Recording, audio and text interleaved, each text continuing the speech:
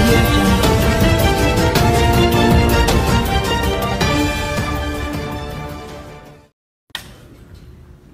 మిత్రులు Indian overseas Congress వేదిక మీద ఉన్న సీనియర్ కాంగ్రెస్ పార్టీ నాయకులు మరియాస్కి గారు, ఇంత ఆలస్యమైన మీరు వర్కింగ్ డే అయినా కూడా కాంగ్రెస్ పార్టీ మీద ఉండే అభిమానంతో ఇక్కడికి వచ్చేసిన మిత్రులందరూ కూడా అభినందనలు. తెలుగుదేశం పార్టీ సంబంధాలు ఉన్న తెలంగాణలో కాంగ్రెస్ పార్టీని సమర్థించడానికి చేసిన తెలుగుదేశం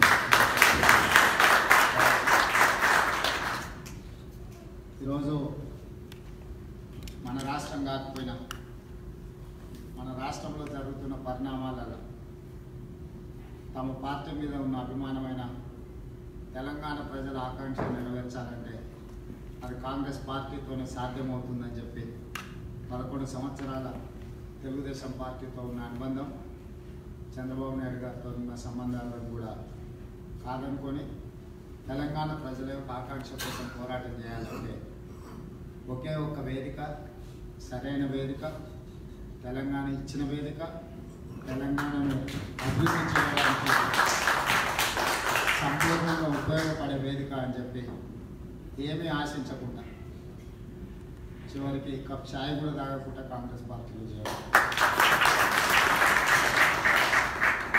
ఎందుకంటే చారిత్రాత్మకమైన సందర్భంలో కొన్ని నిర్ణయాలు అవసరం పడతాయి. ఆ నిర్ణయాలు మన ప్రజల యొక్క ఆకాంక్షలు, మన రాష్ట్రం యొక్క భవిష్యత్తును ముందుకు తీసుకెళ్ళడానికి అవసరమైన సందర్భం. ఆ సందర్భంలో సొంత అవసరాలు, రాజకీయ ఎదుగుదల, ఆర్థికంగా నిలదొక్కోవడం కాకుండా ప్రజలు మాకు చాలా గౌరవాన్ని ఇచ్చి మాకంటే ఎక్కువ చదువుకున్న మీరు ఇక్కడ ఉద్యోగాలు చేసుకుంటున్నా, మాకంటే చాలా ఆస్తిపాస్తులు ఉన్న వాళ్ళు అక్కడ వ్యాపారాలు చేసుకుంటున్నా, వాళ్ళందరినీ కూడా కాదని ప్రజలు మమ్మల్ని వాళ్ళ ప్రతినిధులుగా ఎన్నుకొని చట్టసభలకు పంపించిందంటే నాకైనా అన్న మధుయాస్కి ఆయనకైనా అపారమైన ప్రజల యొక్క విశ్వాసాన్ని నిలబెట్టాల్సిన బాధ్యత మా భుజాల మీద ఉన్నది. వాళ్ళ నమ్మకాన్ని నిలబెట్టే విధంగా నాయకులుగా మేము నిర్ణయం తీసుకోవాల్సిన అవసరం ఉంది. కాబట్టి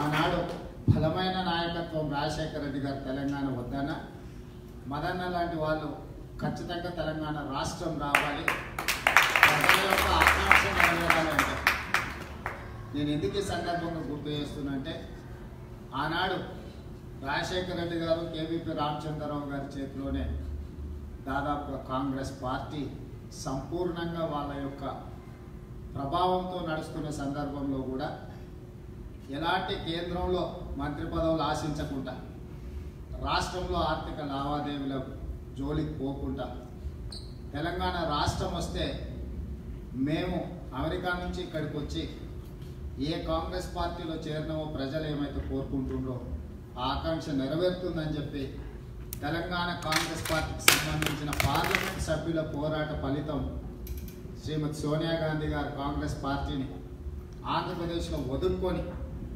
రాజకీయంగా సంపూర్ణమైన అవగాహన ఉన్నది. ఆనాటికి తెలంగాణ రాష్ట్రం ఇస్తే ఖచ్చితంగా ఆంధ్రప్రదేశ్లో రాజకీయంగా కాంగ్రెస్ పార్టీ మనుగడకే ప్రమాదం ఉన్నది. కానీ 6 దశాబ్దాల తెలంగాణ ప్రజల యొక్క ఆకాంక్షను, త్యాగాలను, పోరాటాలను గుర్తించి వీటన్నిటికంటే కూడా కొన్ని వందల మంది రాష్ట్ర ముఖ్యమంత్రి గారే మొదటి శాసనసభలో ప్రవేశపెట్టిన తీర్మాన లెక్కల ప్రకారం మొదటి ఉద్యమంలో 369 మంది, రెండవ ఉద్యమంలో 1200 మంది త్యాగాలు చేస్తే ఈ తెలంగాణ రాష్ట్రాన్ని కాపాడడం అనేది సమంజసం కాదు. కుటుంబంలో ఒకరిని కోల్పోతే ఎంత ఆవేదన, ఎంత దుఃఖము, ఎంత కడుపుకోత ఉంటుందో సోనియా గాంధీ గారి కంటే ఇంకెవరికి తెలియదు.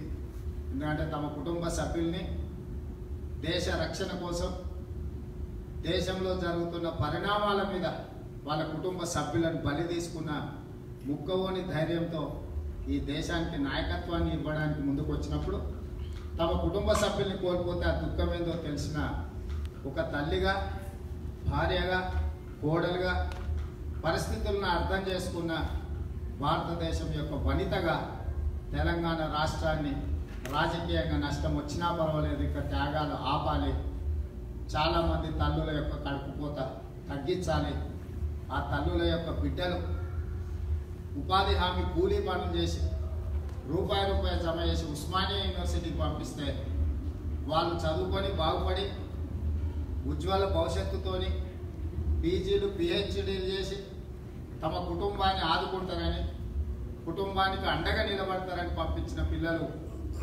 తెలంగాణ ఉద్యమంలో తమ ప్రాణాలను త్యాగం చేసి తెలంగాణ రాష్ట్రం వస్తే తెలంగాణ బాగుపడుతుందని ఎంతోమంది తల్లులు ఇక్కడున్న ఎన్ఆర్ఐ మిత్రులకు తెలిసి ఉండాలి. ఏంటండి, వీడియో నచ్చిందా? అయితే ఓ లైక్ వేసుకోండి, లేదంటే ఓ కామెంట్ చేయండి. ఎప్పటికప్పుడు మా వీడియోస్ చూడాలంటే సబ్స్క్రైబ్ చేసుకోండి.